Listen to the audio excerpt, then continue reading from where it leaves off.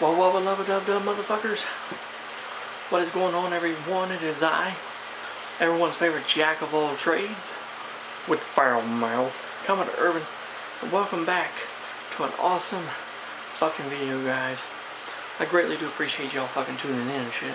And before we dive into this awesome fucker, I want to give a big shout out to all of you guys, my viewers and my subscribers, for sticking around watching this shit. The reason why I fucking do it's for you guys, so yeah. You know what, this is the long-anticipated, long-awaited part 4 of the 1,000 subscriber special. My Q&A. I've given it a few weeks, and you guys have asked questions. There's not a lot of questions, but there is still some very good questions, and I want to answer for you guys. So, and for all you guys that have sent me questions to answer on the Q&A, I want to give a big shout out to you guys. Thank you so much for sending me this shit, so you guys can get the straight up and scoop from me. So anyway, without any fucking further ado, let's go ahead and hop into this bitch. So I've got the questions right here in front of me. I can see them as I'm reading them here to you. So anyway, the first question goes to Ed over at Models and Beer. And Ed asks, "Hey bud, my question would be, what influence do you have for your interest in ships? Or is it something that you have acquired on your own? You don't see a lot of the younger generation that has any interest in ships in their history. Congratulations again on your 1K. Well done." Thank you, Ed, for the congratulations. I appreciate it. And the thing is, there's not a lot of people my age that fucking like ships. You're right. I'm more of an old soul, if you think about it. I'm more of an old soul, so let me think. Influence. What was my influence? Actually, there might be a couple of influences, actually. 3 to think about now, actually. When I was younger, there was a couple of TV series. There was 2 children's shows. One of them was Tugs, and the other one was Theodore Tugboat, and they were about talking boats in a harbor that, you know, did jobs and stuff with them, about life lessons and stuff. And it was similar to Thomas the Tank Engine and Friends, which I love Thomas. I love Thomas. And these 2 shows are pretty similar, but they're about boats and ships. And I just thought it was really neat as a kid. I thought, oh, that's so awesome. And I would also have to say, too, James Cameron's movie, you know, Titanic, that really did inspire me. That movie did read about the Titanic. It just kind of went to a fucking spiral downfall from there. So, yeah, I would say, Ed, the interest were influenced by those television shows as a kid. You know, Tugs, Theodore Tugboat, and James Cameron's Titanic is what inspired, I think, the love and affection for all these amazing ships. So yeah, yeah, I think that's fucking it. Yeah. Now, Chris over at Pebble Creek Models. Hi, Chris. He asked, "What's your favorite ships? Battleship, passenger liner?" What do you mean, like favorite types of ships, or favorite ships of all time, like particular ships? Because if you mean like what's my favorite type of ship, I've got mainly passenger liner models and shit, so probably passenger liners. But if you're talking about like favorite ship, like a favorite ship from different categories, like my favorite battleship versus favorite passenger liner, I would say probably favorite battleships would have to be like Arizona, New Jersey, and Bismarck. And as for passenger liners, I would say Titanic, and of course the lovely SS United States.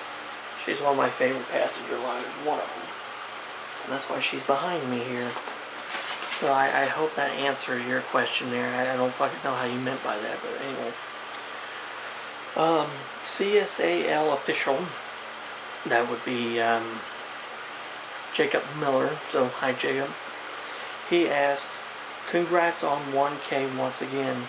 As for my questions, what would you have to say your favorite and least favorite thing about making videos on YouTube is?"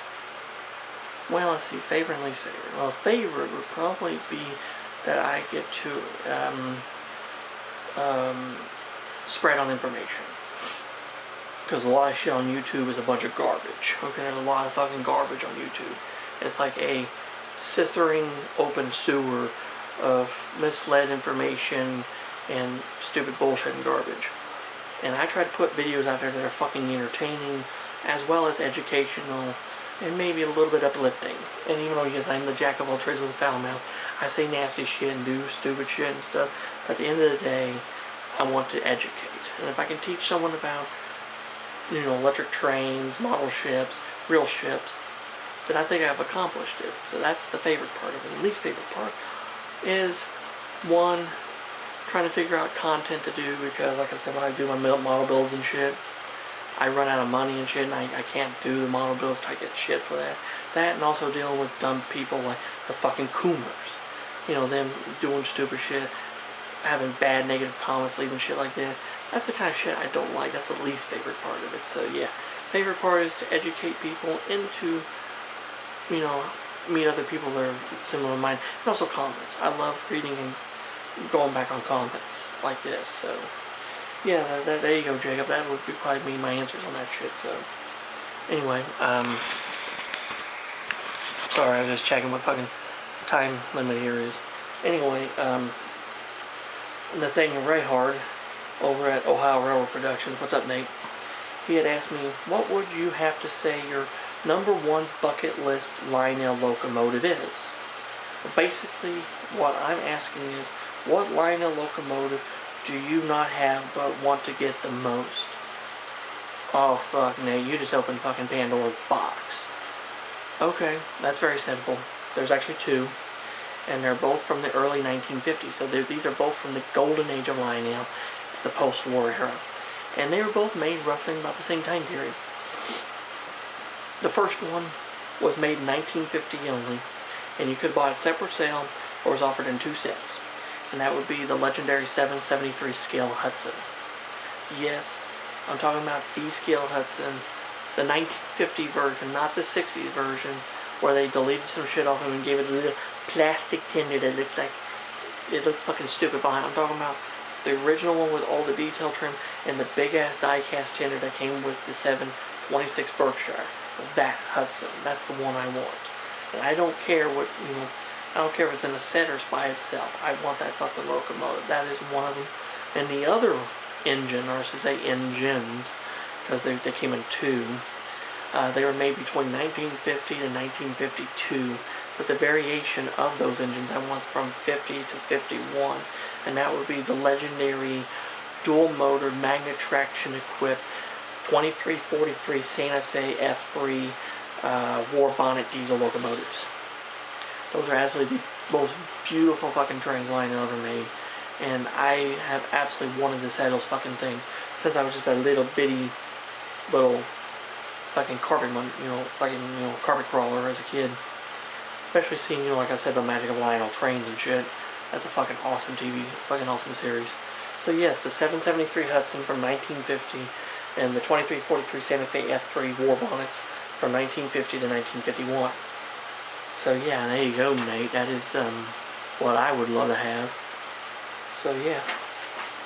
Okay, now Gus Hadley, the lunatic from Arnold. He says, elaborate on the early influence of the Magic of Lionel series. And one operator in the series, Carl Burkhart. So ironic that I got that box set from All Aboard in Bristol, Tennessee in April 1994. That started it. I believe you can tell a similar story. And yes, I actually have told a very similar story not too long ago. I did the Carl Burkhart tribute, talking about the Magic of Lionel trains.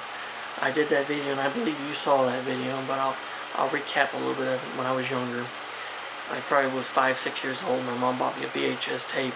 You know, it was a Tom McComas film called The Magic of Lionel Trains. And I remember putting that fucking tape in the VHS player and saw the Tom McComas things. It said Magic of Lionel Trains, and the first person was Carl Burkhart from Gettysburg, Pennsylvania. And his layout was absolutely fucking amazing. The story he told about how he collected his trains and stuff, seeing all the beautiful trains and stuff and the way he had that layout and stuff, I was mesmerized.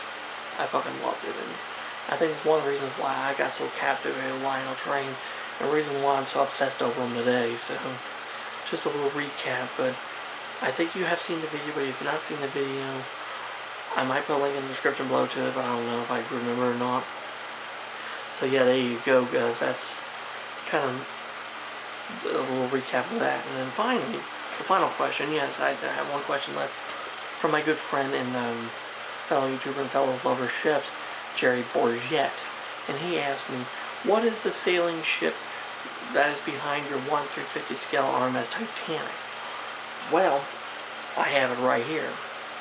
And that ship is a two-masted French sailing ship named La Recouvrance. La Recouvrance. The fucking name's right there, so that's the name of it. And from what I was able to tell, she was a twin-masted sailing ship from like the late 1800s to early turn of the century. So that's the model right there. It's a little bit dusty. I tried cleaning off a little bit, but yeah, that's the La Recouvrance is the name of the ship. And look, she is French. So yeah, there you have it, guys. That's all the questions I have for the 1000 sub part 4 Q&A. Like I said, I hope that answers your guys' questions about shit. And if you do have any more questions about anything, leave them in the comment section below and I'll answer them there. And I hope you guys enjoy this. And until next time, like I said, let's get to... Sorry guys, I was making sure again. I hope you guys enjoyed the video, I really do.